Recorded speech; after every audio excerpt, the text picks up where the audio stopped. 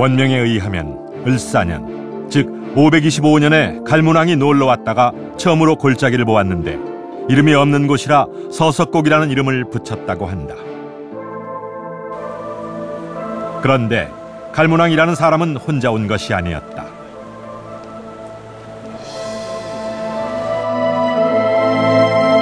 갈문왕이 새긴 원명에는 그가 누이인 어사추열왕과 함께 이곳에 놀러왔다고 적혀있다.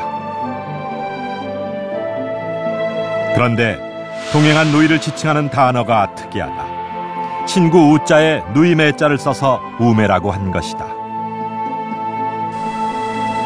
1500년 전 천전리 계곡을 찾아온 갈문왕과 어사추열왕. 그들은 어떤 사람이었을까? 그리고 누이에게 붙여진 우매라는 표현은 도대체 무슨 뜻이었을까? 미지의 계곡에 서석곡이라는 이름을 붙여준 갈문왕. 천전리 계곡의 존재를 공식 확인한 최초의 신라인이라고 말할 수도 있겠습니다.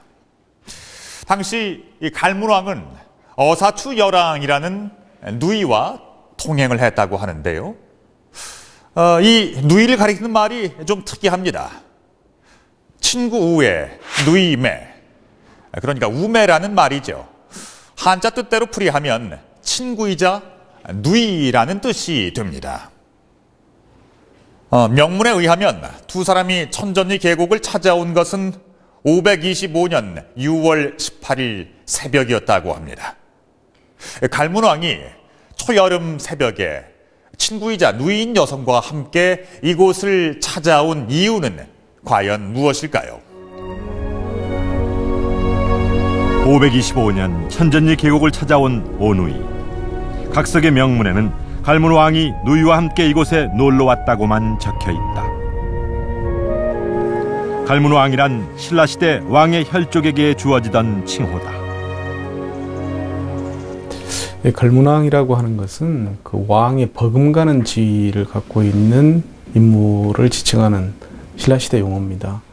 애초에 갈문왕이 처음 생겨났을 때는 왕의 장인이라든지 그러니까 왕과 인척 관계를 이루고 있는 주요 인물 중에서 갈문왕이 나왔습니다만은 5세기 이후에 6세기로 넘어가는 이 과정에서는 대체로 보면 다른 족단, 그러니까 김씨가 아닌 박씨나 석씨 다른 족단의 인물이 되는 게 아니고 왕과 아주 가까운 혈연관계에 있는 예컨대 형제와 같은 그런 존재들에게 붙여지는 명칭이라고 보면 됩니다. 주로 왕의 형제에게 주어졌던 갈문왕의 칭호. 그렇다면 천전리 각석에 등장하는 갈문왕은 과연 누구였을까? 명문을 살펴본 결과 그의 이름이 사부지라는 것을 알 수 있었다. 사부지 갈문왕이 명문을 새긴 것은 525년 신라 23대 왕인 법흥왕 때다. 기록에 나와 있는 법흥왕 때 갈문왕은 동생인 입종 갈문왕뿐이다. 입종은 사부지의 뜻을 한자로 표기한 것이다.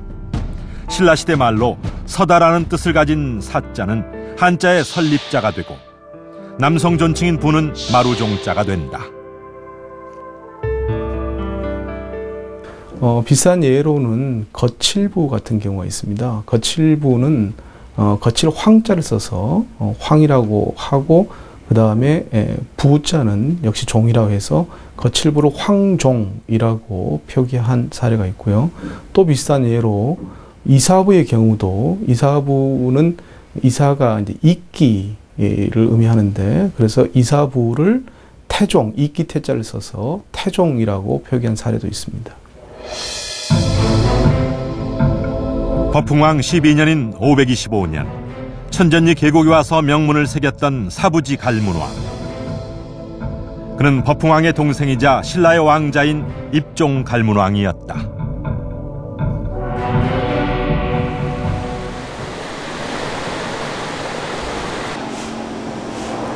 그렇다면 입종 갈문왕과 함께 천전리 계곡에 왔던 어사추여랑은 과연 어떤 여성이었을까? 안타깝게도 어사추여랑이라는 이름은 천전리 각석을 제외한 그 어떤 기록에서도 찾아볼 수가 없다. 하지만 왕이라는 호칭이 붙은 이름에서 그 신분을 짐작할 수 있다. 그 당시 또는 그 이전의 왕의 개념은 좀 다양했던 것 같아요. 제일 상층 그 지배층을 의미하기도 하고, 또 이름의 말미에 붙으면 그 존칭 의미로서 어떤 님이랄지 아주 높인 그 존칭의 의미로서 님이라고 하는 그런 표현이 아닌가 그렇게 생각이 됩니다. 그래서 왕이라는 호칭을 붙일 정도로 신분이 높은 여성. 더구나 갈문왕의 누이라면 같은 왕족일 가능성이 높다. 그렇다면 어사추여랑을 지칭하는 우매란 과연 무슨 뜻일까? 그래서 이 버둡자라고 하는 것은 뭔가 남녀간에 이렇게 가까운 사이로 지내고 있다라고 하는 것을 보여주는 것이기 때문에 우매라고 하는 그 표현을 봤을 때 실제 친남매의 관계는 아닌 거고, 뭐 사촌 그 남매라든지 뭐 이런 정도의 가까운 친족이면서 서로 장례를 약속하는 혼인을 약속하는 정도 사이, 이런 정도의 여성에게 붙여지는 그런 당시의 호칭이었을 걸로 추정하고 있습니다. 신라의 왕자였던 입종 갈문왕과 어사추여랑은 오누이이자 연인이었던 것이다. 어떻게 이런 일이 가능했을까? 혈족 간의 교제나 근친혼은 두 사람만의 일이 아니었다. 삼국사기의 기록을 토대로 만든 눌지왕의 가계도다.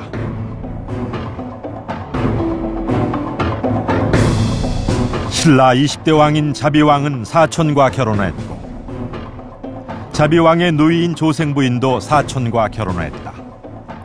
신라에서는 이렇게 왕족과 귀족을 중심으로 근친혼이 성행했다. 김유신이 자기 조카하고 결혼했던 그런 사례들이 아주 단적인 예들이고, 선덕 여왕도 사실은 그 자기 삼촌하고 결혼했던 것 같고요.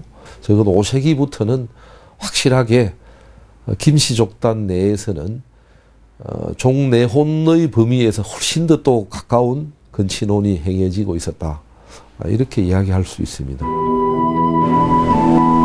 왕실의 근친혼 중에서 가장 흔한 형태가 남매 간의 결혼이다.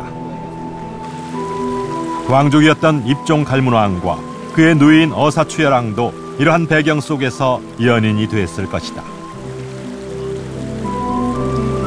그렇다면 신라 왕실에서 근친혼이 성행한 이유는 과연 무엇일까?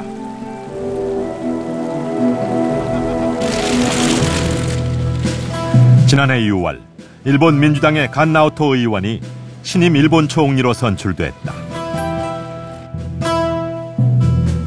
공장 노동자의 아들이었던 그는 정치 가문 출신이 아닌 최초의 총리로서 큰 화제를 모았다. 간나오토 총리와 부인 노부코 여사의 관계도 주목을 받았다. 두 사람이 사촌지간이었기 때문이다. 대학 시절 노부코 여사가 간 총리의 집에서 하숙을 하면서 가까워졌고 결국 결혼에 이르게 됐다는 것이다. 일본인들은 이 사실을 어떻게 생각할까? いとこ同士で私もいます。はい。いますか？はい。うちのおじがいとこ同士で結婚してます。いとこ同士で。はい。いとこ同士というのは説明していただけどどういった感じ？